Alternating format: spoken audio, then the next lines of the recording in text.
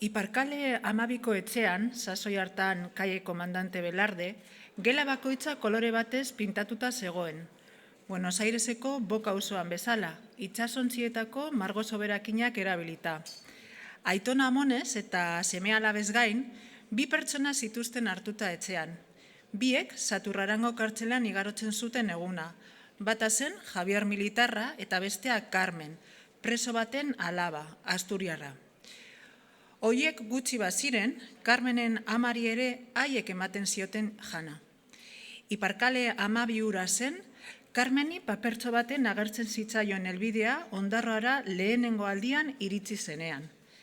Ezusteko handia hartu zuen Carmenek autobusetik jaitsi eta ikusi zuenean gizonezko guztiak maoiz jantzita zihoazela. Izu ikarak hartu zuen.